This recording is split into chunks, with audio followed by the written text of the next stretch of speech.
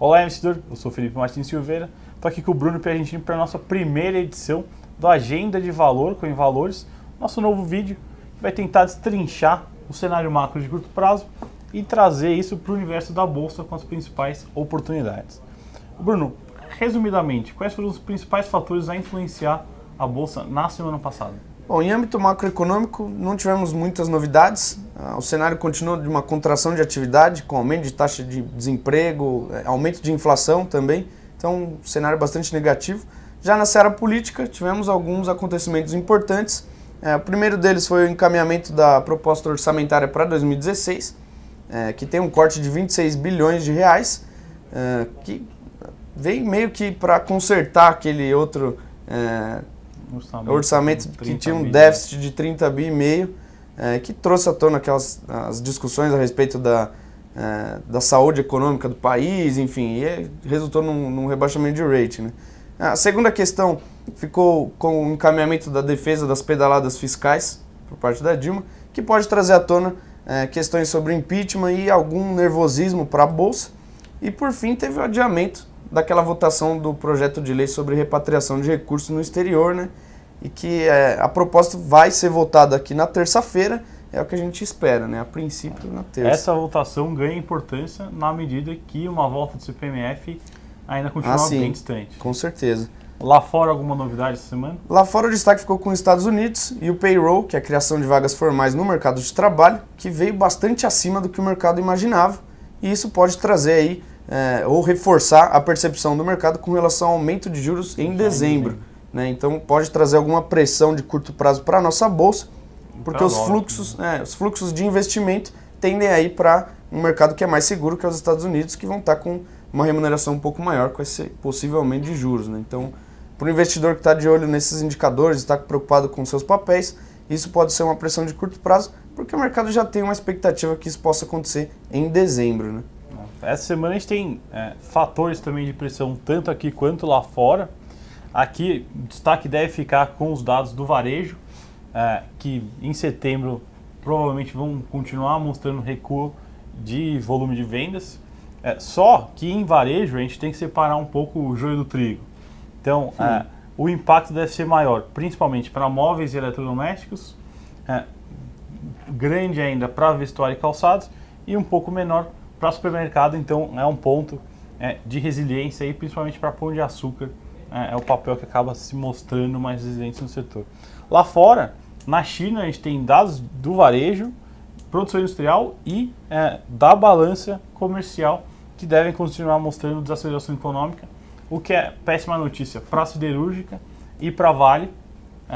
Vale, que é um papel que tem alguns fatores importantes, mas que devem ficar em bolsa mais para o médio e longo prazo, né? Então, aumento de produção, redução de custo, diminuição de investimento devem influenciar positivamente o papel, mas um pouco mais para frente, curto prazo, ainda deve ser bastante pressionado por China, né? Acho que ainda tem um outro ponto importante a respeito de agenda externa, que é a divulgação dos estoques de gasolina e derivados nos Estados Unidos, que podem trazer alguma movimentação para a cotação do barril de petróleo e para a Petrobras também, que inclusive divulga resultados no mesmo dia dessa divulgação, no dia 12. E você, investidor que está posicionado em Petrobras, o que esperar do resultado, não é mesmo? Nada muito diferente do que você já tem visto. Então, o impacto cambial sobre despesa financeira, que pode resultar num prejuízo, que provavelmente vai resultar num prejuízo no trimestre. Discussões sobre questão de produção, principalmente agora com essa greve dos petroleiros. E um ponto muito importante que tem trazido muita preocupação, que é a questão da alavancagem, né? A empresa está muito endividada, pode começar a apresentar alguma dificuldade em termos de produção, e isso tende a ser um ponto muito importante na teleconferência, além de todas aquelas discussões a respeito de necessidade de melhoria de governança, necessidade de uma fórmula de reajuste automático, que no nosso ver não deve acontecer no curto prazo. Então o impacto tende a ser negativo para os papéis. Outro papel que o investidor costuma ficar bastante de olho, que solta resultado também no dia 12, é o Banco do Brasil. É o papel que a gente menos gosta no setor bancário.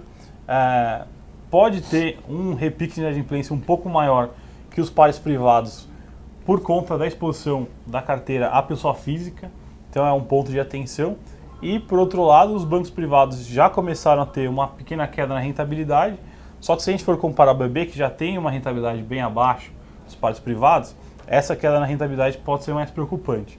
Então são dois fatores de atenção, inadimplência e rentabilidade, vindo, como a gente espera, com um viés mais negativo, os papéis devem responder negativamente, mas com impacto quase neutro. Vindo uma surpresa positiva, por outro lado, pode ser uma oportunidade de curtíssimo prazo, mas BBAS não é um papel que a gente recomenda manter em carteira por muito tempo. E, continuando com resultados, essa é a última semana de divulgação, e ainda tem muita coisa para acontecer, né? Várias empresas deixaram aí para o segundo tempo sim. Da temporada. Quais são os destaques individuais de resultados? Nós temos destaques aqui no setor de autopeças, Metal Leve Tupi, principalmente por conta de diversificação de mercados e produtos, então deve trazer um equilíbrio interessante, principalmente agora nesse momento mais difícil internamente. Cosan, com a questão do aumento da demanda por etanol, que foi algo como 42% no acumulado desse ano em relação ao ano passado. E a discussão da CID, né, que é um imposto que deve ficar sobre gasolina e diesel, então dá competitividade por etanol. Isso, continuando no radar para esse mês. Exatamente, deve ser provavelmente divulgado isso daí no fim de novembro, então a perspectiva continua bastante interessante para ela. JBS e Suzano, que se beneficiam do patamar cambial por serem exportadoras. Né? Se a gente for tirar o grande destaque dessa temporada, eles devem ser as exportadoras, com certeza. Saíram melhores. E acaba ficando negativo, como você comentou, para as varejistas, né? Que aí são Magazine Luiza, Lojas Americanas, B2W, Lelis Blanc e Guararapes. Né? Então tem um contexto mais negativo para elas. Outras divulgações, além dessas, são empresas do setor de energia, que são Copel, CPFL, CEMIG e Light. No caso de Copel, o resultado um pouco melhor. CPFL deve ser um pouquinho melhor na comparação com o trimestre anterior.